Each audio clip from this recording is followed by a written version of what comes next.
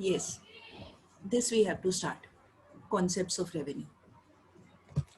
Now, first of all, uh, we should try to know understand the meaning of the term revenue. कि what is called revenue? किस चीज़ को revenue बोला जाता है, ठीक है? तो अब आपने ध्यान से observe करना है.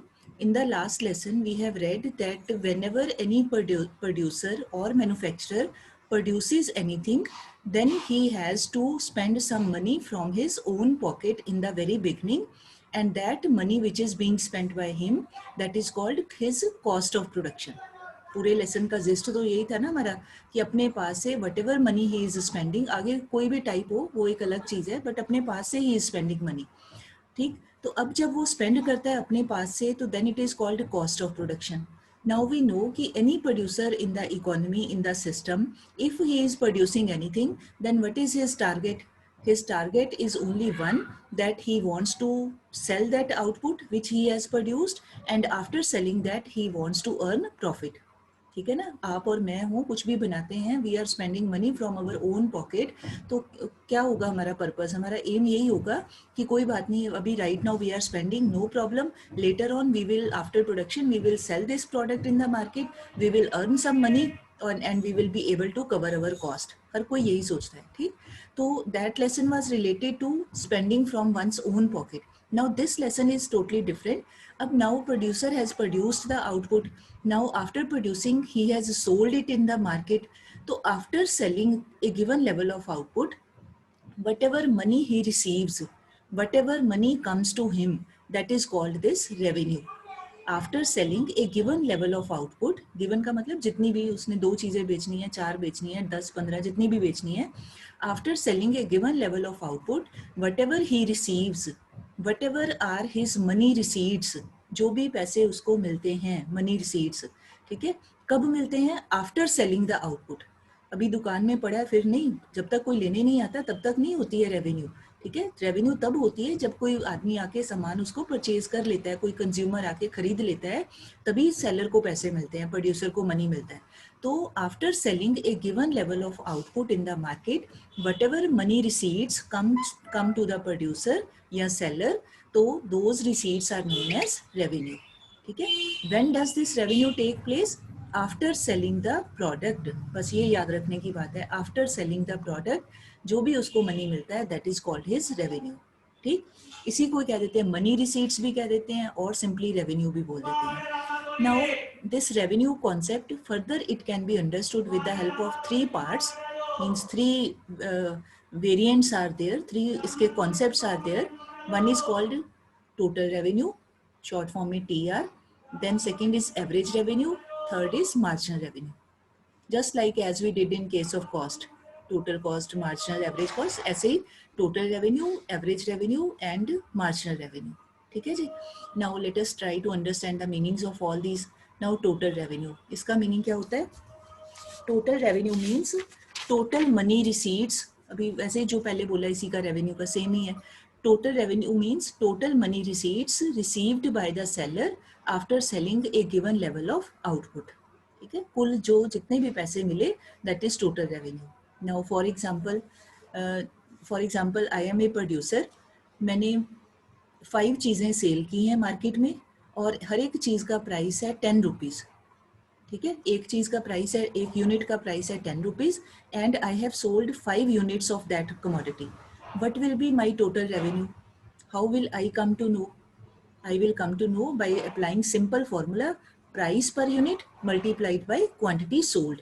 यही करेंगे ना, कितनी चीज़ें थी और कितना प्राइस था, तो क्या कर देंगे 5 into 10, 10 rupees per unit price है, 5 चीज़ें मैंने बेच दी, तो 10 इंटू 5 मैं कह दूंगी कि मेरी total revenue is equal to 50 rupees. ठीक, तो same is here. Total revenue को कैलकुलेट करने का simple formula, that is equal to price into quantity sold. ठीक है, प्राइस इंटू ये QTY का मतलब क्वांटिटी सोल्ड. अभी यहाँ बस मैंने इस करके लिखा है only to make you familiar कि ये वाली क्वांटिटी यहाँ प्रोड्यूस्ड नहीं है. कॉस्ट वाले लेसन में क्वांटिटी वर्ड जब भी हम यूज़ करते हैं तो उसका मतलब क्वांटिटी प्रोड्यूस्ड है. यहाँ पर we are not talking about produced, we have to understand the term in terms of sale. ठीक है, तो इस करके लिख दिया क्वांटिटी सोल्ड. तो ये हो गया. और शॉर्ट फॉर्म में करें तो it is written as P, price की जगह लिख दिया P, capital P stands for price. Quantity sold उसके लिए it stands for this Q stands for quantity sold, तो सीधा कर दिया प्राइस इनटू क्वांटिटी। अच्छा, अभी when I was giving the example कि मैंने 10 रुपीज़ पर यूनिट प्राइस के ऊपर 5 चीज़ें सेल कर दी, तो मैंने पूछा कि कैसे कैलकुलेट कर सकते हैं। तो any student can think this way also कि भाई जी ऐड कर लो, 10 5 चीज़ें बेची हैं, 5 टाइम 10 10 ऐड कर लो, 10 + 10 + 10 ऐसे 5 टाइम कर लो तो भी तो पता चल जाएगा, इज इट और नॉट? 10 + 10 5 बार कर लो तो भी तो 50 आ जाना ना। तो मैंने यही फॉर्मूला क्यों बोला, अब आप सोच के देखिए। नाउ इन एनी इकोनॉमी, ये तो वैसे आपको समझाने के लिए सिंपल 5 चीज़ों का एग्जांपल दिया, तो किसी भी इकोनॉमी में कोई ऐसे इतनी कम क्वांटिटी में तो चीज़ें नहीं बनती। इतनी करोड्स ऑफ पॉपुलेशन है, जब प्रोडक्शन होती है तो कितनी कितनी लाखों करोड़ों यूनिट्स बनते हैं चीज़ों के। तो अब अगर हम उसके प्राइस को ऐड करने बैठेंगे फिर तो बस यही काम रह गया कि करोड़ चीज़ें बनी हैं तो हम ऐड करते जाएं, जी 100 रुपये प्राइस है, 100 + 100 + फिर तो 10 दिन यही काम लगा रहेगा कि कितना हुआ। तो that is not feasible, that is not a practical method to calculate the value.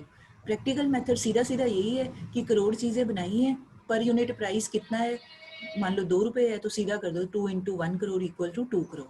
मतलब ये सीधा और प्रैक्टिकल और फिजिबल फार्मूला है, that is why this formula is use.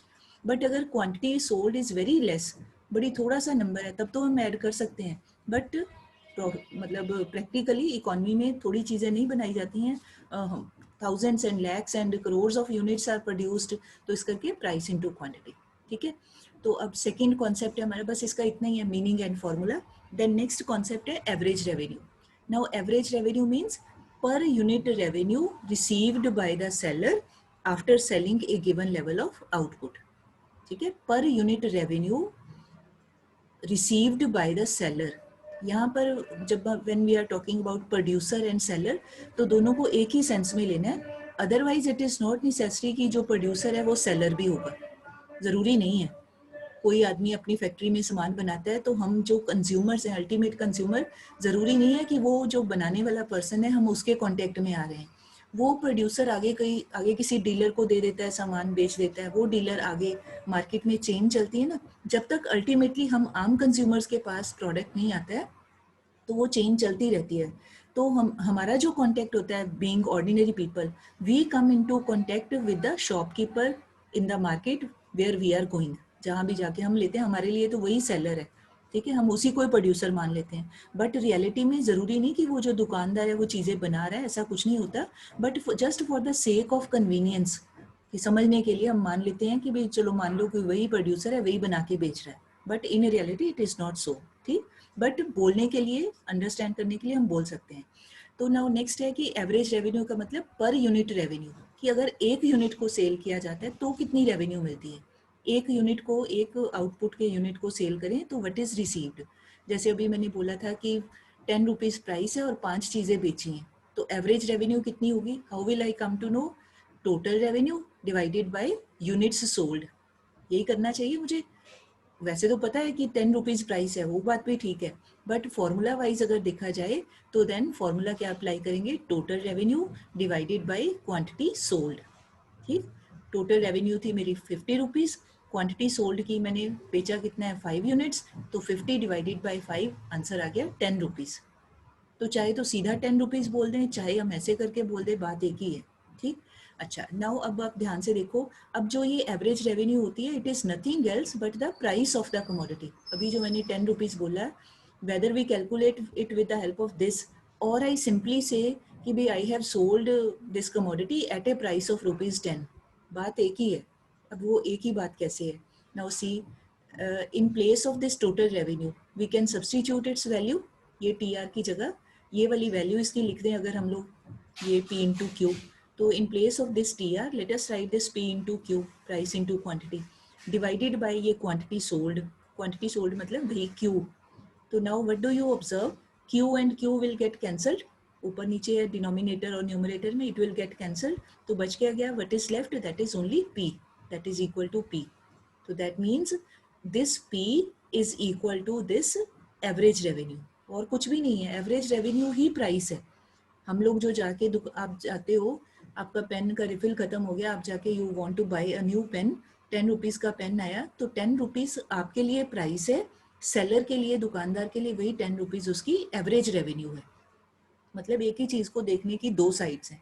Being consumer हम क्या देते हैं कि जी हम इतना प्राइस देते हैं, हमने ये प्राइस देके ये चीज को परचेज किया है, तो आप तो कहेंगे प्राइस, और जो बेचने वाला है वो क्या कहेगा कि मैंने जी एक यूनिट बेचा है, एक चीज बेची है और मुझे इतने पैसे मिल गए, तो उसकी हो जाएगी, उसके व्यू पॉइंट से उसी बात को कह देते हैं एवरेज रेवेन्यू, और हम एज कंज्यूमर उसी बात को हम कह देते हैं प्राइस।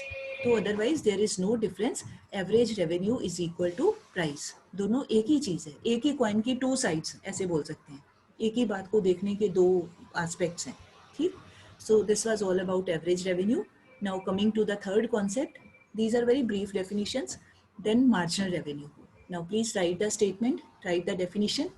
Marginal revenue, वैसे ही बोलना है आपने, आप ऑब्जर्व करोगे एक ही पैटर्न चल रहा है बोलने का, बस सिर्फ टर्म चेंज हो जाती है।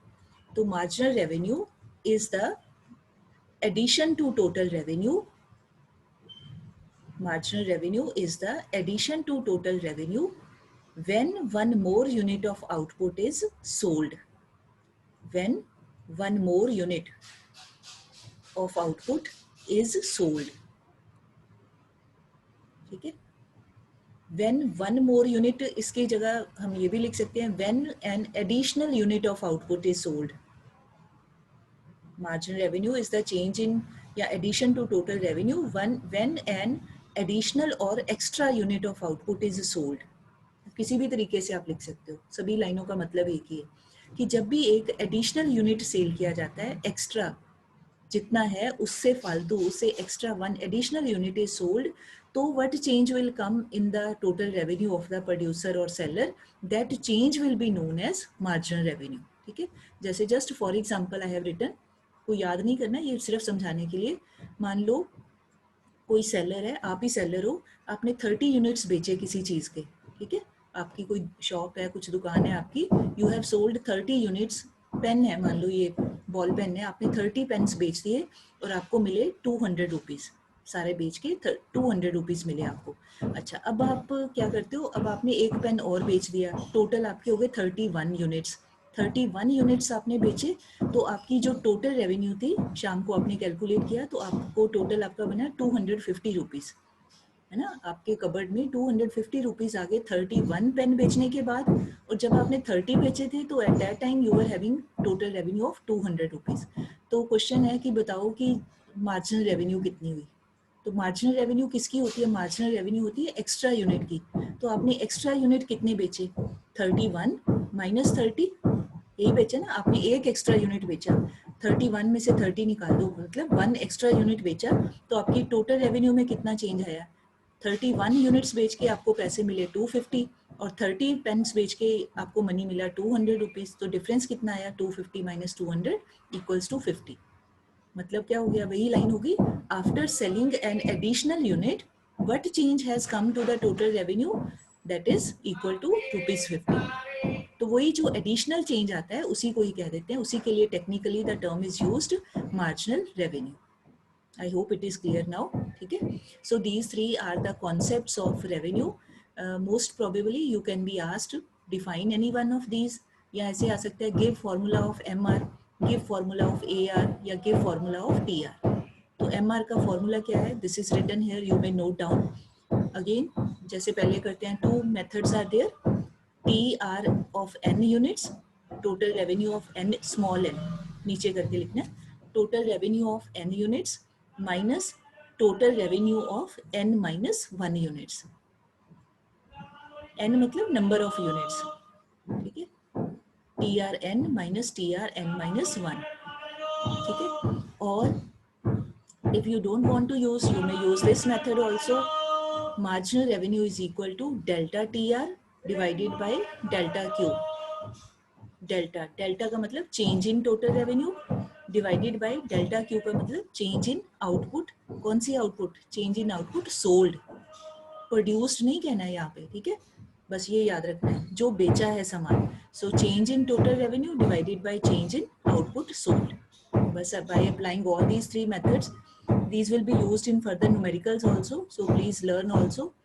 चलो, now next is, now please check in your book, please see after the concept of marginal revenue ना, you can check, आगे दिया हुआ mutual determination and calculation of TR, AR and MR।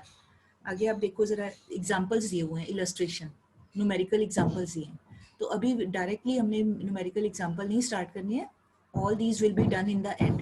पहले हमने थ्योरी पार्ट करना है। So I am leaving this page, this will be done in the end in the form of numericals. Now please turn next page also. उसके बाद एक ये दिया हुआ है, graphic derivation of A R from T R, please delete it, it's not required, no not in syllabus. Derivation of M R from T are, इसको भी delete करिए, ये नहीं करना है। हमने यहाँ से स्टार्ट करना है जो हमारा सिलेबस के अकॉर्डिंग काम है। Relationship between T R, A R and M R under different markets. From this heading we are going to start relationship between T R, A R and M R under different markets. ठीक है जी, यहाँ से हमारा main काम चल रहा है। I hope you have got. Check कर लो बेटे, जिसको नहीं मिला चेक कर लो जरा। लेट मी सी, मिल गया? Harmeen, have you got this page बेटे? हरमीन, तरनप्रीत, हरमीन ही है, हाँ तरनप्रीत कहने लगी थी। हाँ जी, मुस्कान सियान, have you got this page बेटे? नो मैम, मेरी बुक न्यू है, दूसरी है। देख लो फिर, आगे पीछे होगा पेज, बुक्स तो सभी में ही है, पेज आगे पीछे हो सकता है। हेडिंग है relationship between T R, A R and M R under different markets, ये है हमारा काम। चलो तो अब क्या करना है हमने, as you can see here this flow chart, no problem, मिल जाएगा, डोंट वरी। ये हम काम कर रहे हैं। तो पहले तो वी शुड अंडरस्टैंड कि मार्केट क्या होता है, फिर टाइप्स क्या होती हैं, बाद में इन बेचारों की टर्न आएगी कि टी आर, ए आर क्या होते हैं, ये तो हमें पता चल गया। बट अभी हमने firstly we should understand the meaning of term market and its types. तो वेरी ब्रीफली, मार्केट का क्या मीनिंग होता है अगर आपको पूछें, आप या मैं, कोई पूछता है कहाँ गए थे जी, हम आम ही बोल देते मार्केट गए थे, जरा शॉपिंग करने गए थे, है ना। तो मार्केट का मतलब इकोनॉमिक्स में, मार्केट का मतलब है that system in which we come into contact, we का मतलब कंज्यूमर्स, कंज्यूमर्स या buyers come into contact with the seller and an act of sale and purchase takes place. फिर से सुनो मैंने क्या बोला, market means that system, that mechanism, mechanism मतलब वो system in which buyers and sellers, buyers खरीदने वाले, कंज्यूमर, एंड सेलर बेचने वाले। So that system in which buyers and sellers come into contact with each other, एक दूसरे से contact में आते हैं।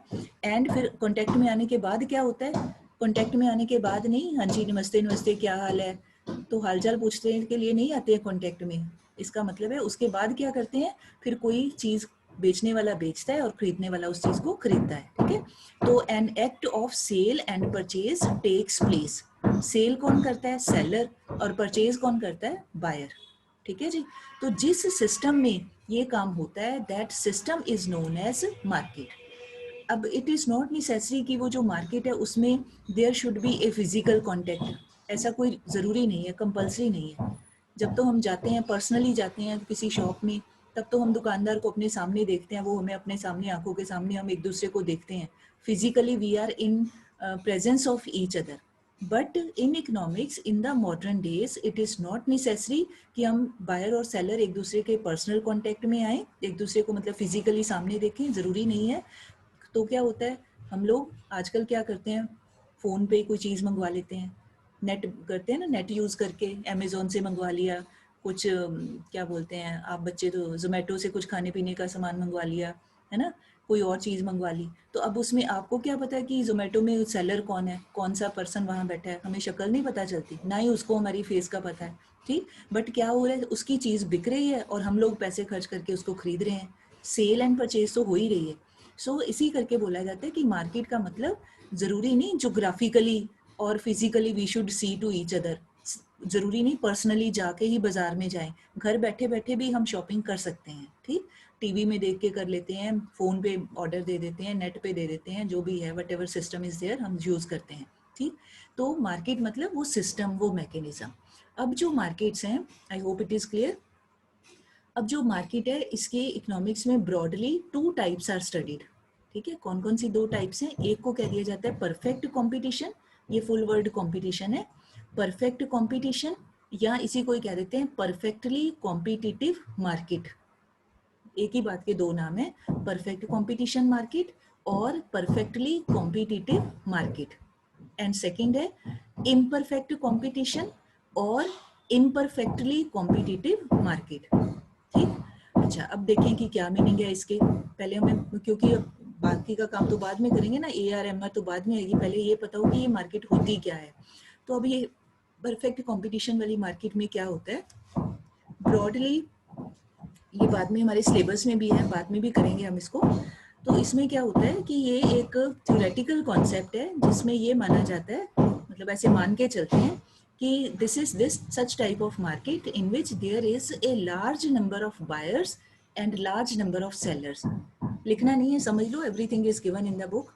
तो भी मान के चलते हैं कि ऐसी मार्केट जिसमें large number of buyers and sellers हैं, बहुत सारे लोग हैं जी मार्केट में खरीदने जाते हैं, बहुत सारे लोग हैं जिनकी दुकानें हैं जो बेचते हैं, लार्ज नंबर है। And what are they doing, those large number of buyers and sellers, they are selling homogeneous product at a homogeneous price. मतलब होमोजीनस का मतलब सिमिलर, सेम, एक ही प्रोडक्ट है मार्केट में। ये इस मार्केट का मतलब थ्योरेटिकली इसका फीचर है, इसका मीनिंग है कि भाई मान लो मार्केट में एक ही चीज़ है। अगर मान लो आपके हाथ में पेन है तो सोचो बस पेन ही पेन है पूरी मार्केट में, और कोई चीज़ नहीं है, कोई कपड़े नहीं, कोई टीवी नहीं, कोई गाड़ी नहीं, कुछ नहीं, सिर्फ पेन एक। अब सोच के देखिए, अब रियलिटी में तो ऐसी चीज़ पॉसिबल नहीं है ना, हम मार्केट जाते हैं, thousands of things are there, lakhs of things are there, जो मर्जी खरीदो। बट यहाँ पर इस मार्केट में अज्यूम करते हैं कि मान लो एक ही चीज़ है, the same product is being sold, बेचने वाले उसी पेन को बेचते हैं, खरीदने वाले जो आते हैं वो भी बेचारे पेन लेने ही आते हैं, और कोई है ही नहीं है। ठीक, तो इसका मतलब देयर इज होमोजीनस प्रोडक्ट, एक ही प्रोडक्ट है। एंड अगर एक ही प्रोडक्ट है तो then that product is being sold at same price, पूरी मार्केट में उसका एक ही प्राइस होगा। चाहे हम फगवाड़ा में बैठ के पेन खरीदें, अगर उसका प्राइस 10 रुपये है, 10 रुपये है, तो वहाँ पर भी आप 10 दोगे।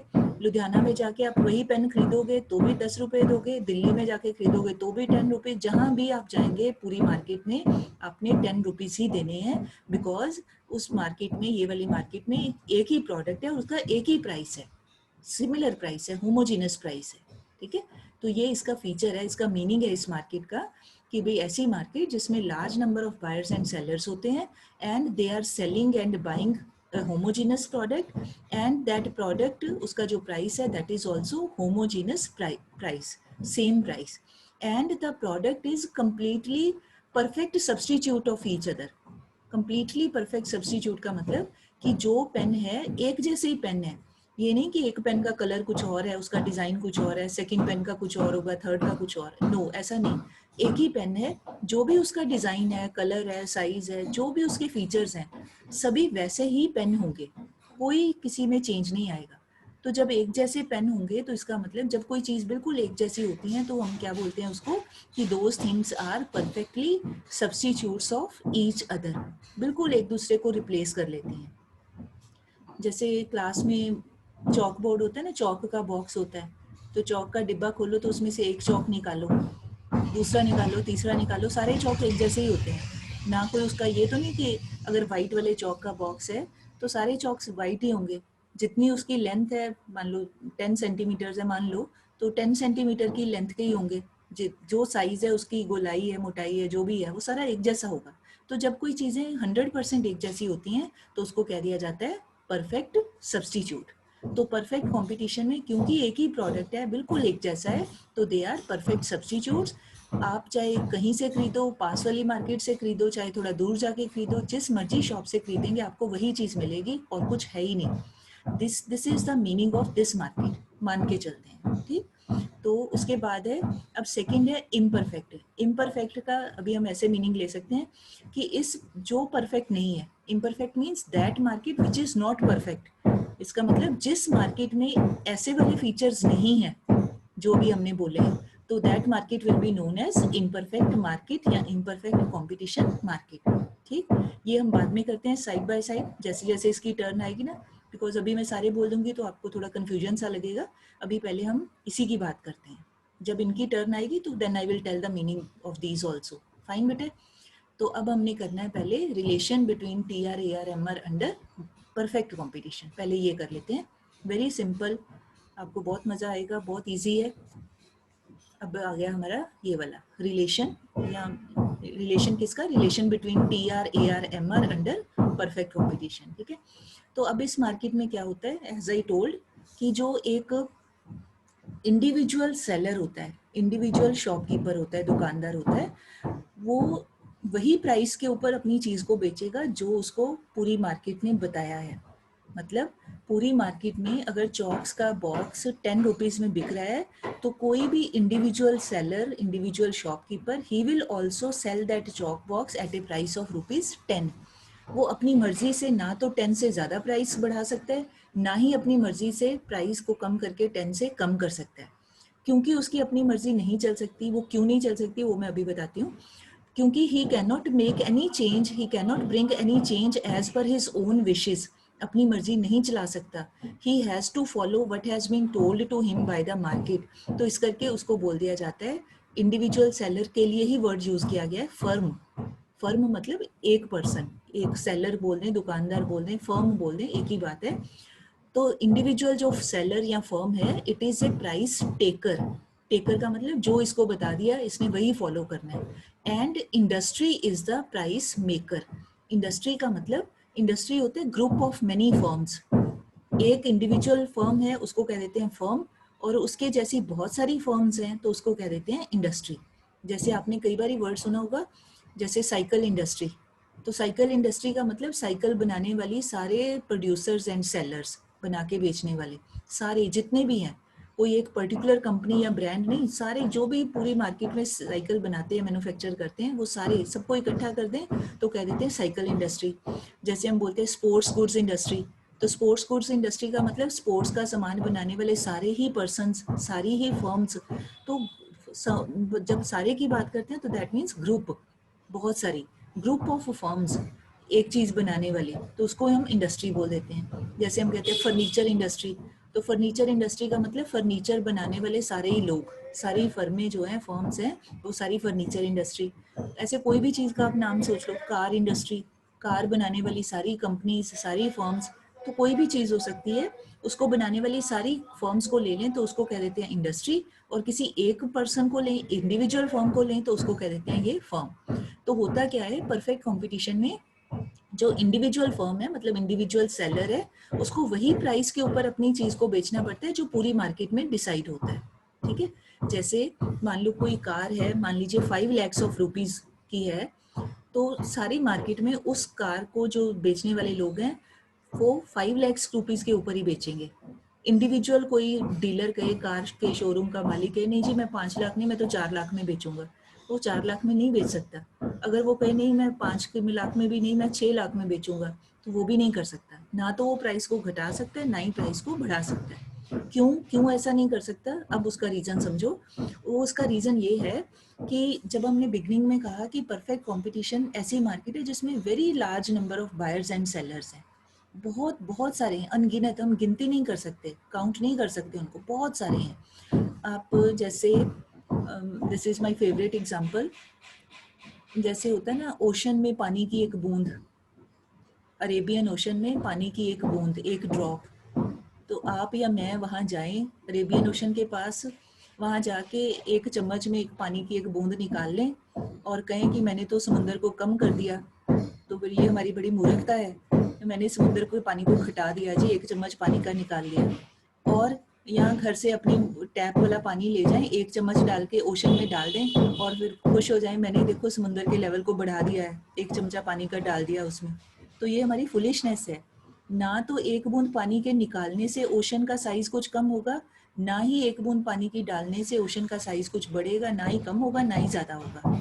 ठीक है ना, क्यों नहीं होगा, because size of ocean is very very vast. हमारी नजर भी नहीं पूरी वहां तक जाती जब तक वो ओशन दिखता है, हमारी आंखों से नेकेड आई से हम देख पाते हैं, सारी तरफ पानी ही पानी दिखता है। ठीक है ना, तो कहने का मतलब है कि लार्ज साइज का मतलब कि एक पानी की स्पून या एक पानी की बकेट निकालने से या डालने से जैसे ओशन को कोई फर्क नहीं पड़ता, ऐसे ही ये वाली जो परफेक्ट कंपटीशन मार्केट है, इसमें एक इंडिविजुअल जो फर्म है या सेलर है, उसके किसी भी एक्ट से, उसके किसी भी काम से पूरी मार्केट को कोई फर्क नहीं पड़ता।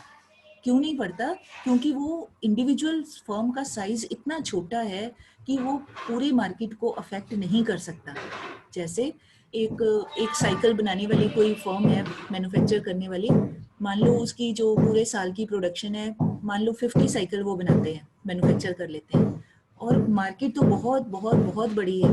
तो वो आदमी कहे कि नहीं जी, मैं अपनी दुकान बंद करता हूँ, मैं नहीं 50 साइकिल बनाता, अगर मैं नहीं बनाऊंगा तो पता नहीं क्या मार्केट का काम रुक जाएगा, दुनिया में साइकिल बनने बंद हो जाएंगे। ऐसा कुछ नहीं होगा।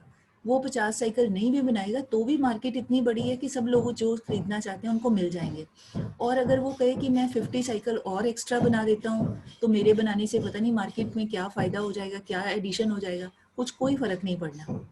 क्यों नहीं पड़ना? क्योंकि ऑलरेडी इतना बड़ा साइज है मार्केट का। ये इसका खास फीचर है, क्योंकि इतने सारे बनाने वाले, बेचने वाले, खरीदने वाले पहले ही हैं कि एक इंडिविजुअल पर्सन के किसी एक्शन से किसी को कोई फर्क नहीं पड़ता।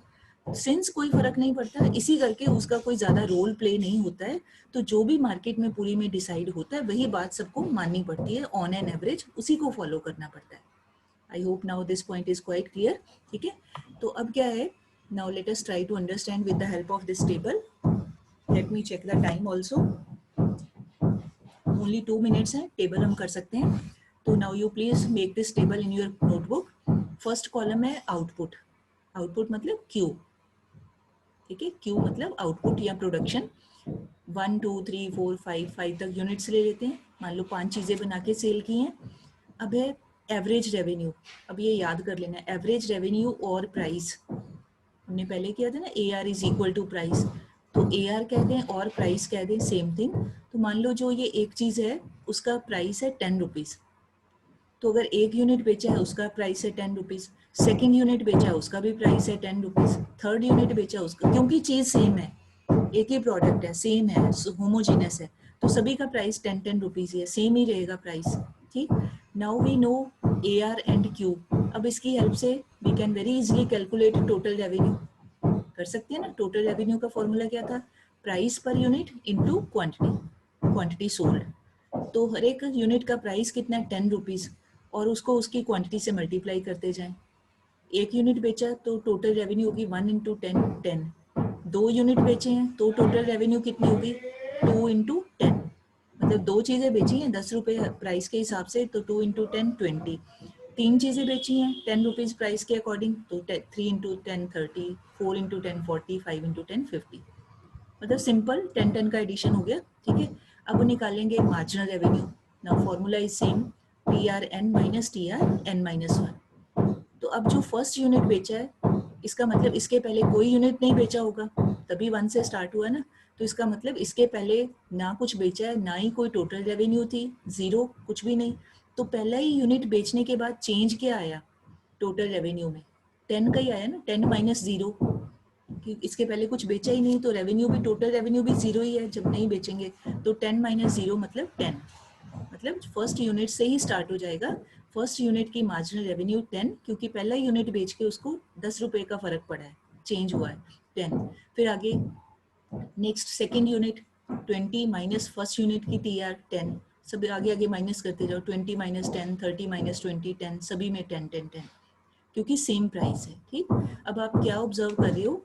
You are observing with the help of this table that there is a particular behaviour of T A R and M R. क्या है?